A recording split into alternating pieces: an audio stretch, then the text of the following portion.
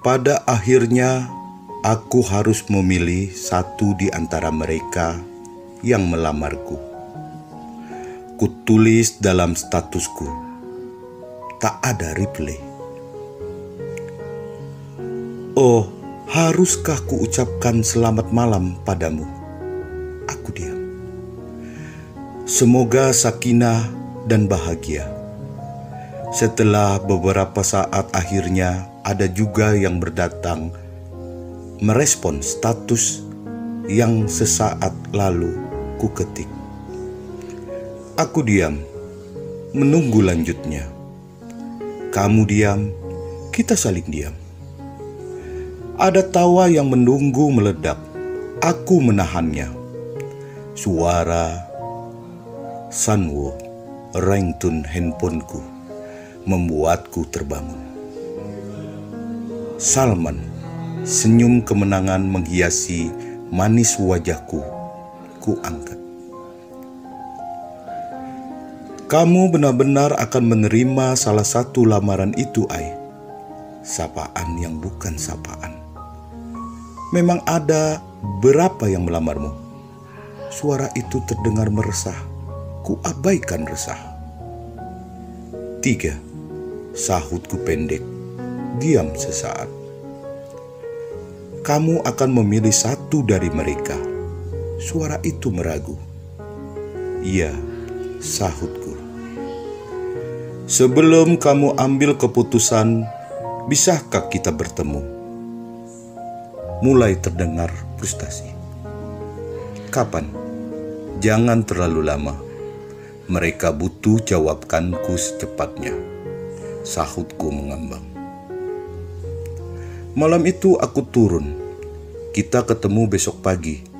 Pagi ya, Ai? Baiklah. Aku tutup teleponnya. Kataku meminta izin. Diam. Kutunggu. Belum. Terdengar suara HP dimatikan. Benar-benar gak sopan, gerutuku. Sebenarnya aku ingin tertawa saat Salman meneleponku. Tapi keinginanku bertemu dengannya untuk sesaat mengalahkan tawaku. Hubunganku dengan Salman memang bukan hubungan biasa. Tuhan sungguh-sungguh mengirim dirinya untuk menghiburku. Ia seolah hanya bertugas mengalihkan kesedihanku. Hanya mengalihkan saja. Karena setelah itu kesedihan lebih parah mengitariku. Aku memang payah dalam memainkan tenan perasaan. Kupikir aku terlalu mudah baper. Tanpa tahu rencana apa yang tengah bergulir indah dalam hidupku, aku menunggu. Benar-benar menunggu urutan takdirku selanjutnya. Aku terjedah oleh waktu. Hingga dalam jeda itu seorang Salman menerobos pintu takdirku yang sedikit terbuka saat matahari berbagi pelukan hangatnya. Aku sedikit terhenyak mendapati ia menyapaku. Sapaan selanjutnya membuatku merasa eksis hingga menunggu ia menyapa lagi dan lagi. Dari eksis menjadi sakit. Seperti itulah perasaanku terhadapnya. Bertunas, berkembang, dan pada saatnya harus tumbang.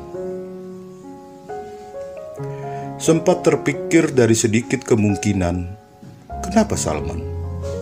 Sosok yang bahkan bayangannya tak pernah sekalipun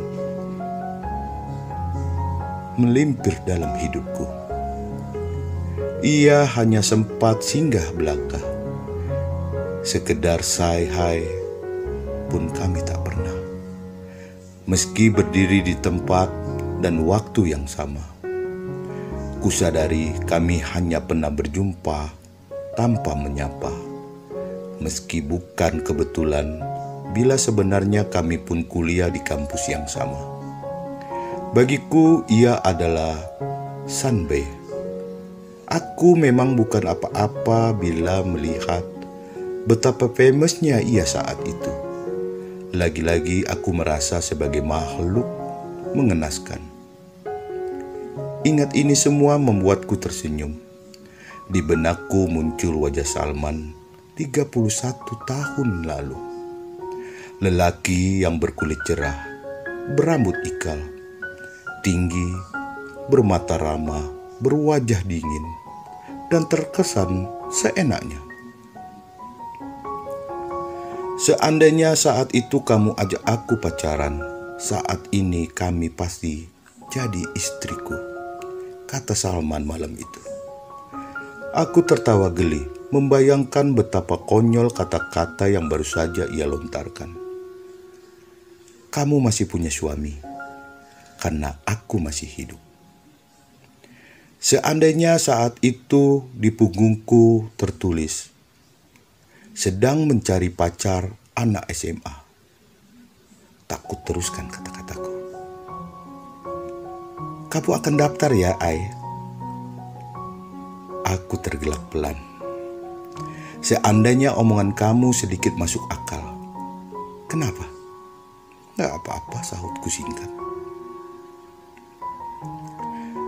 Pacaran belum tentu nikah. Bayangan udah meluber kemana-mana. Dasar manusia penuh kemustahilan. Begitulah Salman. Hampir tiap hari ia menyapaku, hingga kami merasa aktif. Untuk sesaat sedikit teralihkan. Aku terhibur dengan sikap sembrono dan kata-kata yang tanpa filter. Kami tidak bertemu, tapi ia meyakini suatu hari kami akan bertemu. Kita akan pernah bertemu, karena Allah tidak pernah menciptakan kebetulan, kata Salman malam itu. Patih suamiku baru saja dipanggil pulang oleh Yang Maha Memiliki. Belum 40 hari dan aku masih saja ingkar bahwa kepergiannya adalah nyata. Aku belum sepenuhnya bisa melepas perginya. Saat itulah hadir sesosok Salman, salah satu idolaku di masa lalu. Meski pada awalnya aku merasa risih karena marital status kami, karena ia bukan saja seorang ayah, ia juga masih seorang suami. Walaupun tak kupungkiri aku merasa nyaman dalam batas seorang teman. Karena hal itu juga membuatku enggan bertemu. Meski aku tak takut jatuh cinta padanya, tapi aku tak ingin jatuh cinta lagi. Dengan cara itulah kami terhubung. Aku merasa penasaran dengan takdirku. Apa jadinya bila kami benar-benar bertemu? Bagaimana rupanya sekarang? Aku benar-benar penasaran. Aku tak tahu kenapa ia merasa terpancing dengan statusku. Padahal status itu adalah keputusan yang harus aku ambil untuk memilih satu perusahaan yang memintaku bergabung dalam tim mereka. Dua perusahaan IT memintaku masuk sebagai marketing manager untuk memberikan nyawa pada tim marketing mereka. Pelamar satunya adalah sebuah perusahaan rintisan di bidang seni dan ide kreatif. Bagiku bidang seni dan ide kreatif adalah bidang garap baru. Fashionku bergejolak di situ. Toh pada akhirnya aku harus memilihkan. Rupanya Salman menangkap hal ini di balik kata memilih. Berpikir seperti itu membuatku sedikit tersanjung karena merasa ada yang peduli.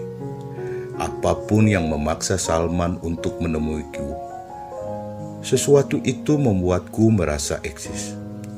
Karena aku lebih merasakan rasa penasaran yang sesungguhnya. Aku penasaran dengan apa yang terjadi nanti ketika kami benar-benar bertemu. Jarak usia kami, jarak tinggal kami, marital status yang ia sandang, dan banyak hal yang membuatku bertanya-tanya. Takdir seperti apa yang akan engkau gulirkan nanti? Sungguh, Aku menunggu.